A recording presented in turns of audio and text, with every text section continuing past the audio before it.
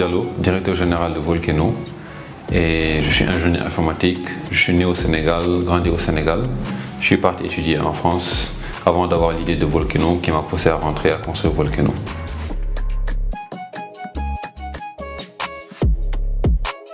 Le Kukutana, il faut savoir que c'est un projet qui est né d'un autre projet, Terre.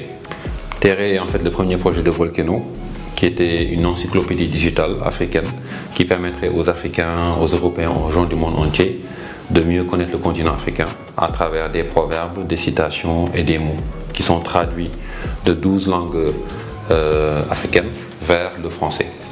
Et quand on a travaillé sur Terre de décembre 2013 à décembre 2014, on s'est dit tiens, on a une idée, on a développé l'idée pendant un an, on a des choses à partager. Est-ce qu'on ne va pas faire un événement comme la keynote d'Apple où on irait présenter ce qu'on a fait et on irait partager notre expérience? C'est de là qu'est venu le projet. Et en cherchant le nom, justement dans Terre, on a vu le mot Lingala qui veut dire se rencontrer. Et donc là, on s'est dit on va faire l'événement. C'était la première édition en décembre 2014. On avait à peu près une trentaine, peut-être max 50 personnes à tout casser qui sont venues. Nous leur avons présenté ce qu'on a fait, les projets. On avait pour projet de faire une application iOS, on avait déjà fait une application Android, on avait fait une application web. Et l'équipe, on était à peu près, je pense à l'époque, entre 6 et 8 personnes. Et comme ça, les gens ont posé des questions, ont vu beaucoup d'intérêt dans le projet. Et c'était là la première édition du Kukutana.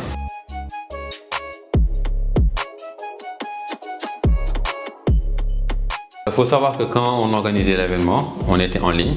Moi, j'étais à Compiègne, Tcherno était si je ne me trompe pas, à Paris. Cher était à Toulouse ou Rennes. Sadio était à Montpellier à l'époque. Et Aminata Thior était à Paris. Donc on n'était pas dans la même ville ni dans la même zone. Donc on a organisé les choses en ligne. Et c'est le jour où on devait faire l'événement qu'on s'est vu. Donc le premier défi c'était l'organisation en ligne. Le deuxième défi c'était les ressources financières.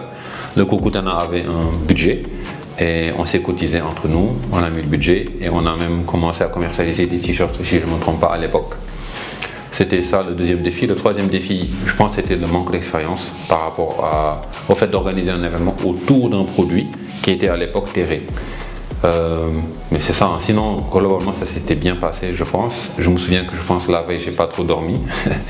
Et donc, c'était aussi la fatigue. Mais globalement, ça s'est bien passé. Les gens étaient réactifs, étaient présents et ont donné plein d'idées. Et c'était la première fois qu'on me demandait quel est le modèle économique d'un projet, notamment Terre. Et je ne savais pas quoi répondre.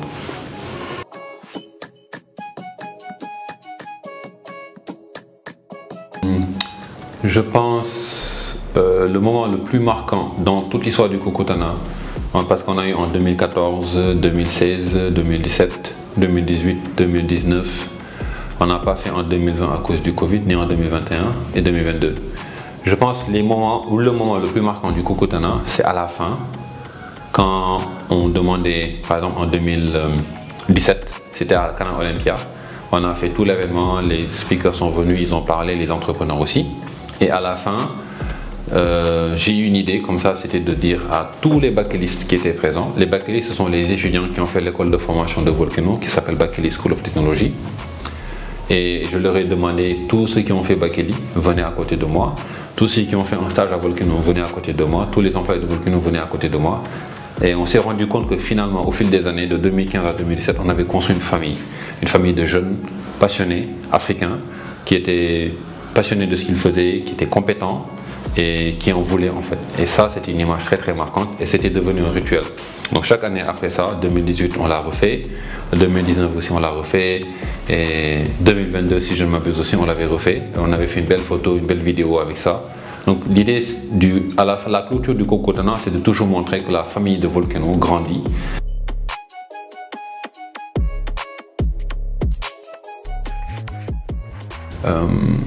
Les objectifs du Kukutana, dans la vision du Kukutana, c'est d'être un événement incontournable pour les jeunes Africains, les entrepreneurs, afin qu'ils se rencontrent, qu'ils échangent, qu'ils discutent, qu'ils s'écoutent et qu'ils, à partir de là, trouvent des solutions innovantes par rapport à nos problèmes locaux. J'insiste beaucoup sur l'aspect local parce que souvent quand on est une start-up, on cherche à régler de gros problèmes pour être une boîte qui fait 1, 2, 10 milliards de dollars de revenus. Mais parfois, il y a des problèmes locaux qui ne vont pas peut-être faire ça comme revenu, mais qui méritent d'être résolus. Et je pense que le Kokotana, nous le voyons, moi dans ma vision en tout cas, je le vois comme un événement où les jeunes, les élèves, les entrepreneurs, les entreprises se rencontrent, discutent à travers différents formats pour ensemble résoudre des problèmes locaux, régionaux, nationaux, sous-régionaux, en tout cas africains. Et à terme, ce sera un événement incontournable en fait, et qui a un modèle économique viable où l'événement s'autofinance. Parce qu'actuellement, on fonctionne avec des sponsors, on cherche des entreprises qui nous soutiennent, qui croient au projet. Mais l'idée, c'est qu'à terme, que ce soit un événement tellement bien que les gens, quand ils veulent venir, ils payent, tout simplement. Parce que j'ai remarqué que dans le monde, c'est comme ça que ça marche, en fait. Pour que ce soit... Quand vous tirez de la valeur de quelque chose, j'estime que vous devez payer pour ça. Et moi, je rêve toujours de l'événement où on aura 1000 participants.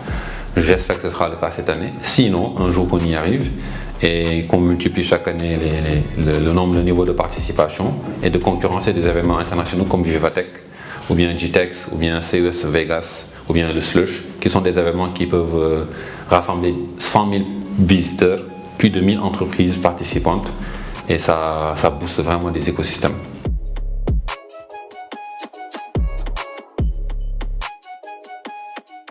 Très envisageable. Un Kokotana en Côte d'Ivoire, un Kokotana au Congo, un Kokotana au Ghana, très clairement, ce sont des choses qui sont très envisageables dans ma tête. Et même pire, faire plusieurs Kokotana en parallèle. Ça, c'est un projet ambitieux, mais je pense que c'est très possible.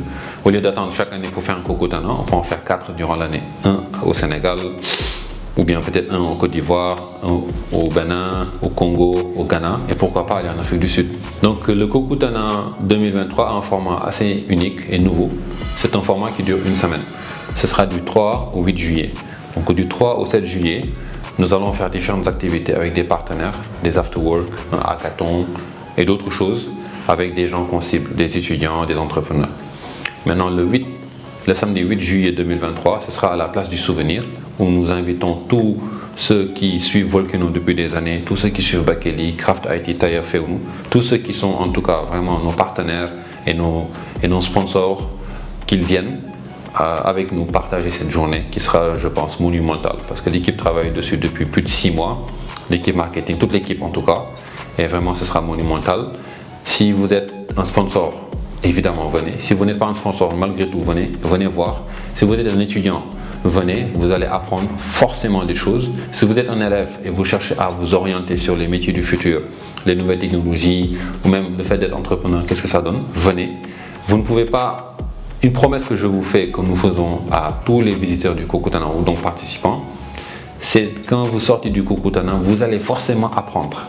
Et je me souviens d'un jeune que je salue au passage, Moud Boybari, que j'ai rencontré au Kokotana en 2017, qui est par la suite devenu un employé de Volcano et qui est par la suite devenu Fab Lab Manager de Defarcy, du Rosien Lab, qui est un Fab Lab créé par Volcano et Defarcy. Et aujourd'hui qui est en France, qui est en train d'être un ingénieur en système embarqué, en intelligence artificielle, etc. Donc ce que je veux dire par là, c'est qu'une rencontre avec une personne peut changer votre vie. Donc venez, si vous ne faites rien samedi, venez. Si vous faites quelque chose, laissez tomber et venez nous voir. Et ce sera à la place du souvenir. Donc sur la Corniche, on a choisi cette année un bel endroit qui peut accueillir beaucoup de monde et l'équipe sera très bien préparée pour vous accueillir, Inch'Allah. Donc si vous n'êtes pas inscrit au Kokotana, inscrivez-vous. Si vous êtes déjà inscrit, inscrivez vos familles, vos collègues, vos amis, vos camarades. Et inscrivez toutes les personnes que vous connaissez qui cherchent des opportunités ou qui en ont déjà trouvé mais qui veulent en avoir d'autres. Sur cela dit, rendez-vous le 8 juillet 2023 à la place du souvenir pour le Kokotana 2023. Salam alaikum.